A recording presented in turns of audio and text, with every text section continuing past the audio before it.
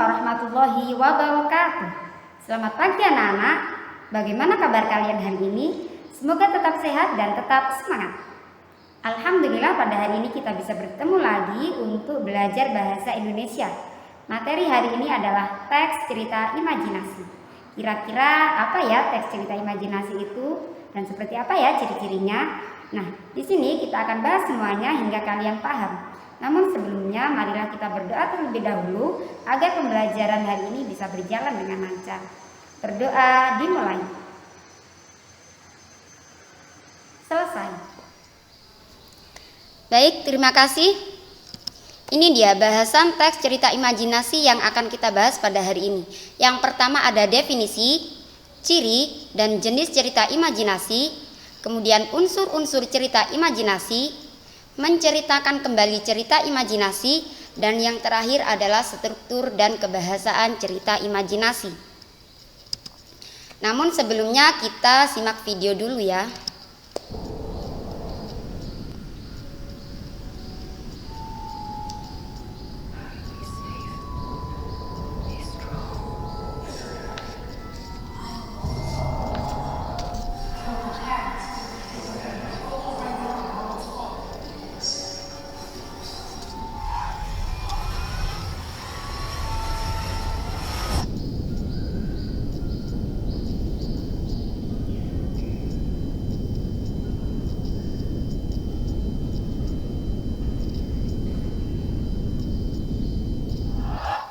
I just want to be 100% off the grid.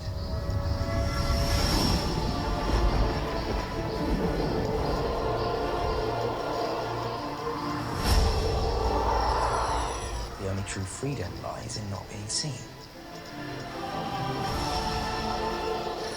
We showed you the wickedness of men and knew you would not go away. The choice was put in your hands because he put it there.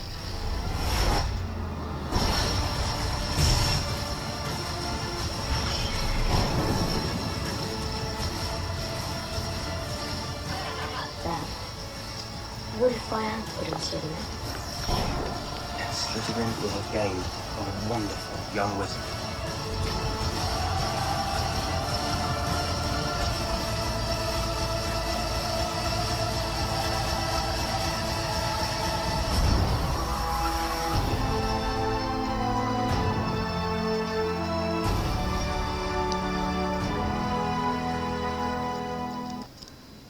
Ya, bagaimana? Sudah disimak ya videonya? Ya, itu tadi adalah film yang cukup terkenal, yaitu film Harry Potter. Ada yang sudah tahu ceritanya seperti apa? Ya, hampir semuanya tahu ya. Baik, berikutnya adalah definisi teks cerita imajinasi. Nah, kira-kira apa ya cerita imajinasi itu? Nah, coba sekarang diperhatikan gambar yang pertama. Di sini ada harimau, ada kura-kura, ada kelinci, ada rusa. Di sini juga ada rumput, ada rembulan. Kira-kira dari gambar ini ada yang bisa menyebutkan apa yang dimaksud dengan cerita imajinasi? Coba kita perhatikan juga gambar nomor 2. Nah, di sini ada dua tokoh yang sedang bertarung dan mengeluarkan kekuatan. Nah, kira-kira dari dua gambar ini ada yang tahu apa? Oke, kalau belum tahu, belum bisa, saya kasih tahu kata kuncinya dulu nih untuk cerita imajinasi, agar kita mudah untuk mengingatnya. Yang pertama ada peristiwa. Jadi cerita imajinasi itu adalah sebuah peristiwa. Kemudian kata kunci yang kedua adalah alur cerita. Jadi runtutan cerita. Yang ketiga adalah imajinatif. Dan yang keempat adalah hayalan. Jadi cerita imajinasi ini adalah sebuah peristiwa yang memiliki alur cerita dan bersifat imajinatif atau hayalan manusia. Oke, dari kata kunci ini bisa kita tarik kesimpulan cerita imajinasi adalah gambaran peristiwa yang dibangun sesuai urutan waktu berdasarkan imajinasi dan daya hayal yang dituangkan dalam bentuk karangan atau cerita dari penulisnya. Jadi gambaran peristiwa yang dibangun sesuai dengan urutan waktu berdasarkan imajinasi atau daya hayal penulisnya. Sudah bisa dipahami ya dari sini? Berikutnya adalah ciri-ciri cerita imajinasi. Nah, ciri-ciri cerita imajinasi ini yang pertama ada keajaiban ataupun kemisteriusan. Jadi cerita imajinasi ini adalah cerita yang mengungkapkan hal-hal yang supranatural, magic, yang tidak ditemui dalam dunia nyata. Yang kedua, memiliki ide cerita. Nah, ide cerita ini terbuka terhadap daya hayal penulis, jadi tidak dibatasi oleh realitas ataupun kehidupan nyata. Yang ketiga, menggunakan berbagai latar lintas ruang dan waktu. Jadi peristiwa yang dialami oleh tokoh terjadi pada dua latar, yaitu latar yang masih ada dalam kehidupan sehari-hari dan latar yang tidak ada pada kehidupan sehari-hari. Misalnya peristiwanya terjadi di bawah laut ataupun di tengah hutan. Yang keempat, tokoh unik. Jadi dalam cerita imajinasi ini tokohnya memiliki kesaktian ataupun keunikan yang berbeda dari yang lain. Misalnya tokohnya bisa terbang, bisa menghilang, itu adalah sebuah kesaktian. Yang kelima, bersifat fiksi. Jadi bukan kejadian nyata atau bukan kejadian yang sebenarnya. Yang keenam adalah bahasa. Nah, gaya bahasa yang digunakan dalam cerita ini umumnya tidak harus selalu terikat menggunakan bahasa yang formal, melainkan menggunakan bahasa yang beragam atau bervariasi. Berikutnya, jenis-jenis cerita imajinasi. Nah, jenis-jenis cerita imajinasi ini dibagi menjadi dua bagian. Yang pertama berdasarkan latar cerita dan yang kedua berdasarkan kesesuaiannya. Namun sebelumnya saya kasih tahu terlebih dahulu bahwa cerita imajinasi ataupun cerita fantasi itu memiliki makna yang sama, yaitu sama-sama cerita fiksi. Oke, kita bahas yang berdasarkan latar cerita. Berdasarkan latar cerita, cerita imajinasi ini dibagi menjadi dua bagian. Yang pertama ada latar sezaman dan yang kedua adalah latar lintas waktu. Latar sezaman berarti latar yang digunakan satu masa itu saja, misalnya masa kini ataupun masa lampau. Sedangkan yang kedua adalah latar lintas waktu. Nah, berarti cerita fantasi ini menggunakan dua latar waktu yang berbeda, misalnya masa kini dengan zaman prasejarah. Yang kedua berdasarkan kesesuaiannya. Nah, jenis cerita imajinasi ini yang berdasarkan kesesuaiannya itu juga dibagi menjadi dua bagian. Yang pertama ada cerita fantasi total dan yang kedua ada cerita fantasi irisan. Yang pertama cerita fantasi total. Nah, pada cerita ini semua yang terdapat pada cerita tidak terjadi dalam dunia nyata. Misalnya nama orang, nama objek, nama kota itu benar-benar rekaan pengarang. Yang kedua, cerita fantasi irisan. Ya, jadi dalam cerita fantasi irisan ini masih menggunakan nama orang, nama tempat dalam kehidupan nyata ataupun peristiwa yang pernah terjadi pada dunia nyata. Kita lanjut ke unsur-unsur cerita imajinasi. Nah, unsur-unsur cerita imajinasi ini yang pertama ada tema. Tema ini adalah gagasan pokok atau ide pokok yang paling mendasar yang menjadi acuan untuk mengembangkan suatu cerita. Yang kedua ada alur. Alur ini adalah rangkaian peristiwa dalam cerita yang terbentuk oleh hubungan sebab akibat. Jadi alur ini ada dua jenis, ada alur maju dan alur mundur. Alur maju itu ketika rangkaian peristiwanya itu terjadi secara berurutan, mulai dari pengenalan tokoh, pengenalan tempat, hingga timbulnya suatu permasalahan. Yang ketiga ada tokoh dan penokohan. Nah, tokoh ini adalah seorang pelaku yang berperan di dalam sebuah cerita. Sedangkan penokohan ini merupakan kriteria atau sifat yang dimiliki oleh tokoh. Misalnya tokohnya itu bernama Akmal. Nah, sifatnya seperti apa? Akmal ini memiliki sifat yang baik hati. Bisa seperti itu. Yang keempat ada latar atau setting. Nah, latar ini merupakan segala sesuatu yang merujuk pada waktu, suasana, dan tempat yang terdapat di dalam sebuah cerita.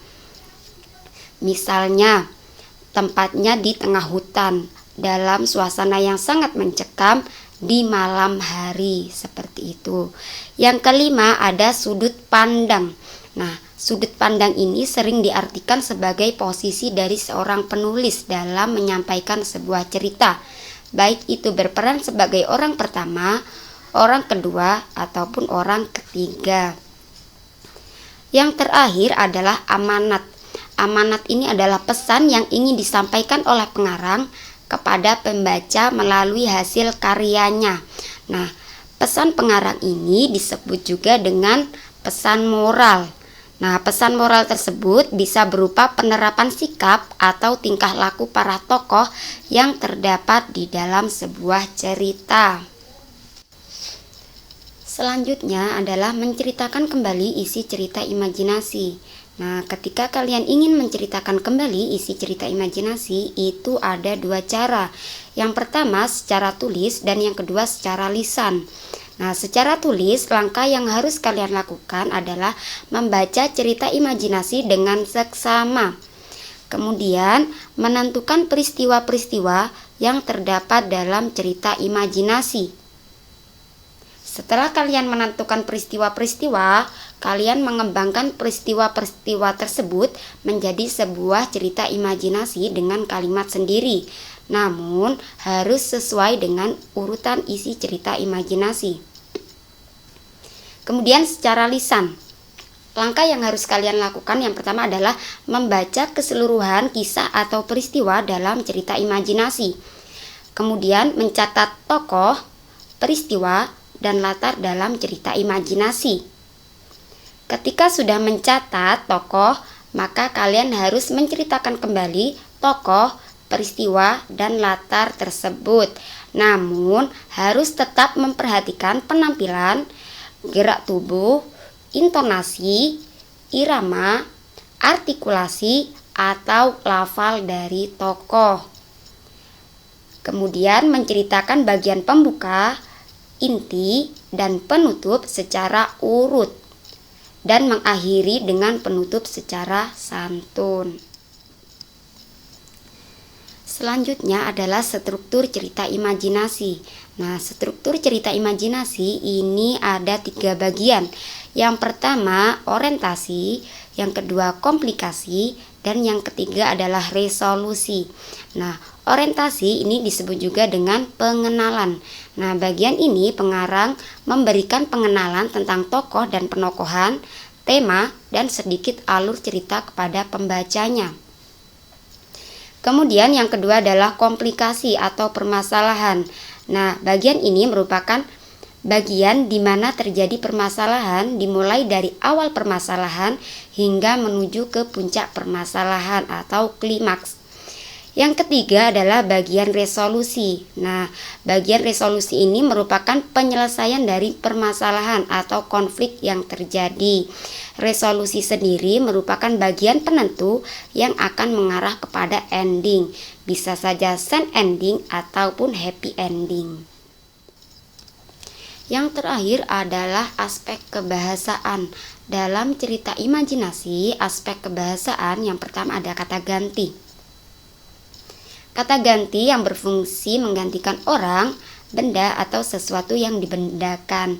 Contohnya ada kata aku, kamu, kalian, mereka. Nah, yang kedua ada kata penghubung atau konjungsi. Kata penghubung itu berfungsi untuk menghubungkan antar klausa, antar kalimat, ataupun antar paragraf. Contohnya ada kata kemudian, tiba-tiba, seketika, dan sementara itu. Yang ketiga, kalimat langsung. Kalimat langsung ini merupakan hasil kutipan pembicaraan seseorang persis seperti apa yang dikatakannya. Nah, kalimat langsung ini biasanya ditandai dengan tanda baca petik 2. Contoh, hasil karyamu sangat bagus Di antara kalimat hasil karyamu sangat bagus ini ditandai dengan tanda petik 2. Ya. Yang keempat adalah kalimat tidak langsung. Nah, kalimat tidak langsung ini adalah kalimat yang melaporkan ucapan atau ujaran orang lain. Contohnya, Naysila mengatakan bahwa cuaca hari ini kurang mendukung untuk kegiatan camping. Nah, ini adalah bentuk laporan, ucapan, atau ujaran orang lain. Nah, itu tadi adalah materi teks cerita imajinasi. Mudah-mudahan bisa dipahami dengan baik ya. Jadi nanti bisa dipelajari lagi, diulang-ulang lagi, hingga kalian paham. Jika sudah paham, kita kerjakan latihan bersama-sama. Yang pertama, bacalah cerita Petualangan Naga di buku paket bahasa Indonesia kalian halaman 27. Kemudian kerjakan soal berikut. Yang pertama, identifikasilah unsur-unsur cerita yang terdapat dalam cerita tersebut. Yang kedua, ceritakan kembali isi cerita tersebut menggunakan bahasa kalian sendiri secara tulisan. Yang ketiga, tentukan struktur dan aspek kebahasaan yang terdapat dalam cerita tersebut. Sekian, terima kasih. Selamat mengerjakan. Demikian yang bisa saya sampaikan. Kurang lebihnya mohon maaf. Wassalamualaikum warahmatullahi wabarakatuh.